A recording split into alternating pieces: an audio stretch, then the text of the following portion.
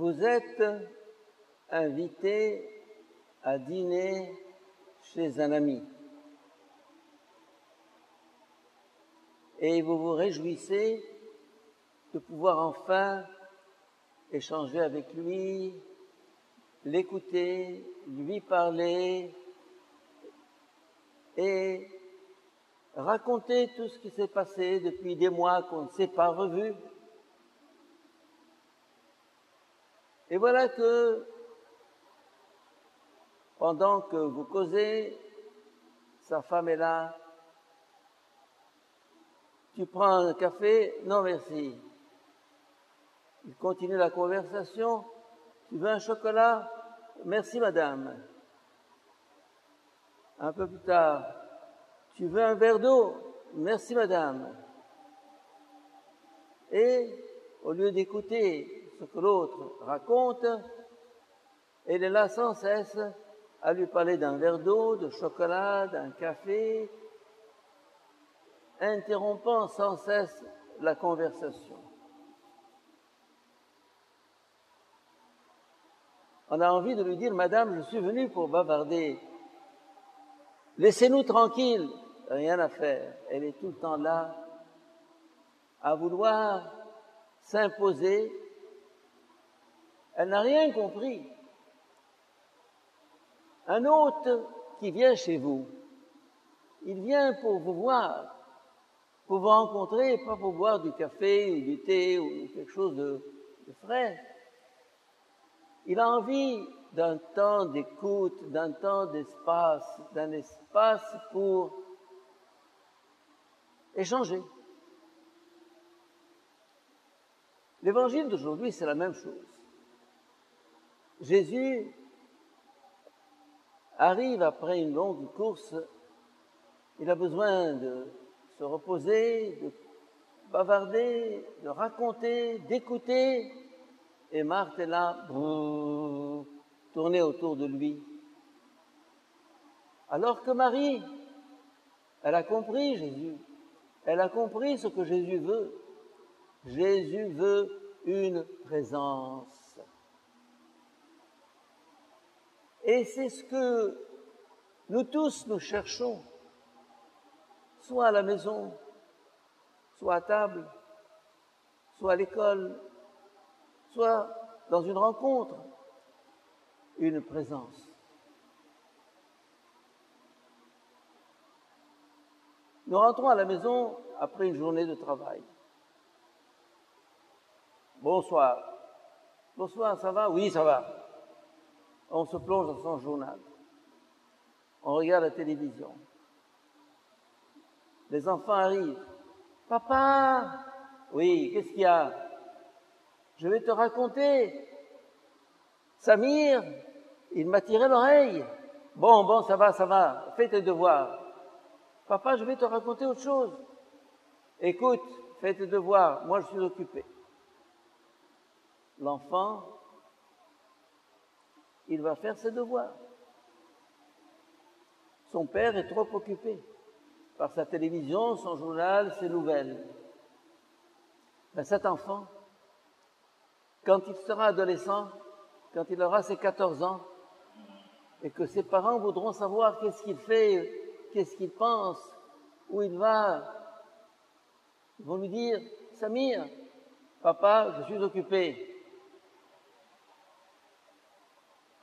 J'ai mon Facebook, j'ai mes amis.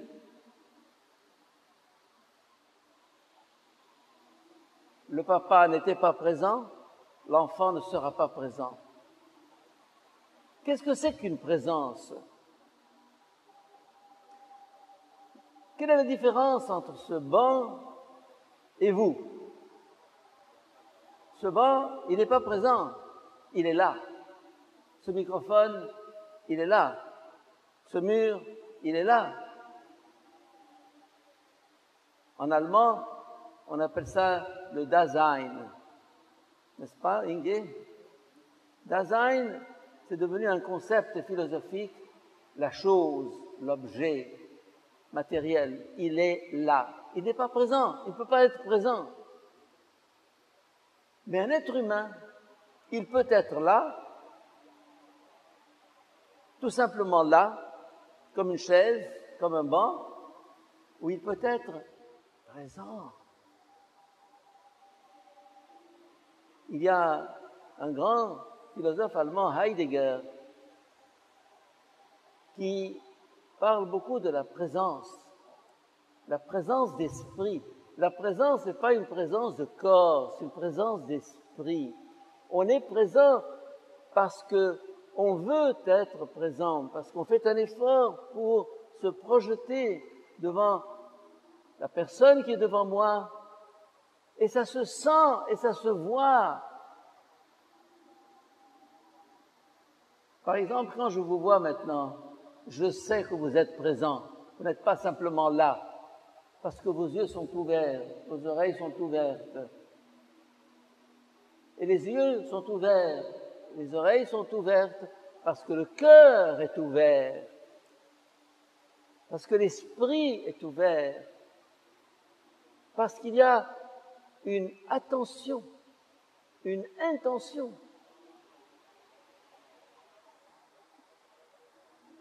Il y a Simone Weil, cette philosophe juive morte à 40 ans qui m'a beaucoup marqué, qui parle beaucoup de l'attention. Faire attention. Faire attention, c'est être vraiment présent de cœur et d'esprit. Et ça se voit dans les yeux, dans le sourire. Quand je rencontre quelqu'un, je sens tout de suite si c'est une rencontre ou si c'est simplement une occasion où il me rencontre de façon distraite. Bonjour, oui, bonjour, oui. Il regarde ailleurs, il pense à ce qu'il va faire. Il n'est pas là, il n'est pas présent, il est ailleurs. Une poignée de main, quand on donne une poignée de main, une chose tellement simple que la poignée de main, je serre la main à quelqu'un. Il y a deux manières de la serrer. Oui, comme ça. Ou bien, on serre la main, on sourit, on regarde. On sent tout de suite que dans cette poignée de main, il y a eu un courant qui a passé, un échange qui s'est fait, une présence réciproque.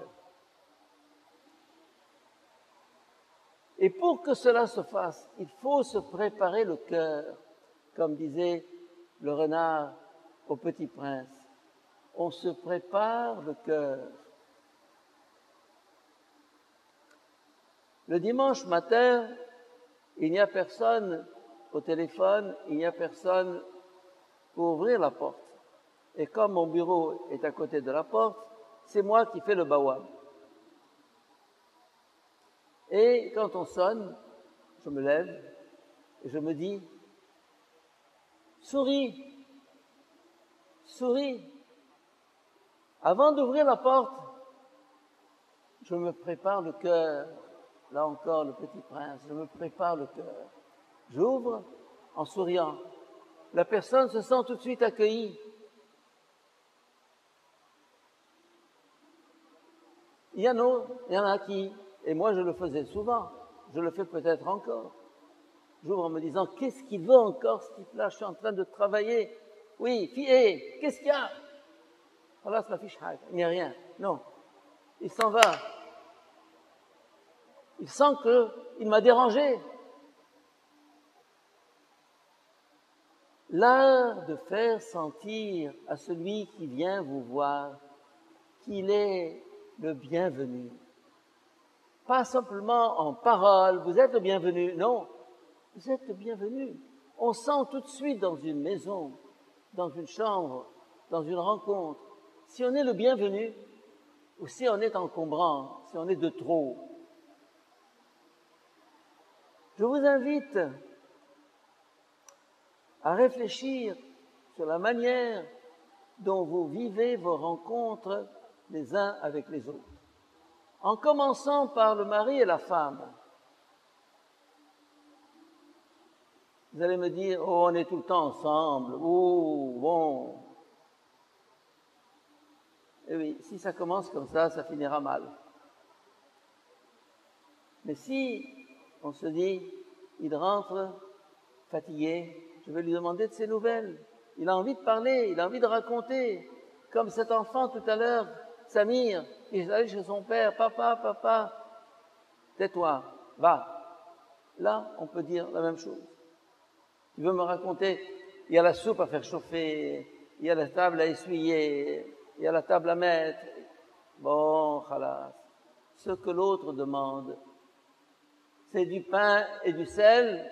Bon, pas toujours, mais il a besoin, avant de manger, il a besoin d'un cœur ouvert, des yeux ouverts, d'un accueil, d'un sourire. L'évangile d'aujourd'hui est très intéressant parce que on pourrait dire, mais Marie, elle ne fait rien. C'est Marthe qui porte tout le travail. C'est juste. Il faudrait qu'elle travaille aussi. Mais le meilleur cadeau que nous puissions faire à ceux que nous rencontrons, à ceux avec qui nous vivons, c'est la présence gratuite. Gratuite. Je viens, non pas pour manger et boire, je viens pour trouver un cœur qui m'accueille, des oreilles qui m'écoutent, un regard qui me regarde. Car là encore, le regard, il y a une manière de regarder distraitement. Il y a une manière de regarder dans les yeux. On sait que l'autre pénètre en moi. La présence, trouver dans ma vie ta présence. Pas seulement la présence de Dieu, oui, bien sûr, mais être présent les uns aux autres. J'ai un livre, malheureusement c'est le dernier exemplaire qui me reste, L'homme et le mystère du temps. Un livre qui est peut-être mon meilleur livre. Il est traduit en 8 langues. Et j'ai un chapitre sur la présence et le présent. Et je dis cela, être là n'est pas un acte physique, c'est un acte spirituel qui m'engage tout entier. Qui m'engage tout entier. J'en oublie tout. Je suis projeté en avant, devant l'autre. Et j'oublie tout si, en rencontrant quelqu'un, vous pensez à ce que vous allez faire après, et ce que vous avez fait avant, et à votre rendez-vous de demain, il sait très bien que vous êtes absent. Vous êtes là avec un sourire idiot à le regarder, il sait que vous n'êtes pas là. Vous n'êtes pas présent. Et très vite, il vous dit « Au revoir mon père, merci. Merci de m'avoir accueilli, mais je n'ai pas accueilli. » Voilà. Cela se manifeste dans le regard, cela se manifeste dans le sourire, cela se manifeste dans la poignée de main, cela se manifeste dans le visage. Dès lors, il y a communication. Communication. Eh bien, je vous invite ce soir, je nous invite ce soir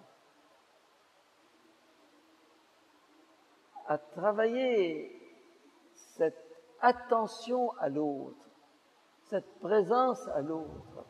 C'est la plus grande des charités que nous puissions faire à quelqu'un que, avant de lui donner l'aumône, avant de l'aider matériellement, avant de lui rendre service, de l'écouter, de l'accueillir et de lui faire sentir qu'il a un cœur qui lui ouvre ses portes pour qu'il puisse s'y reposer. Amen.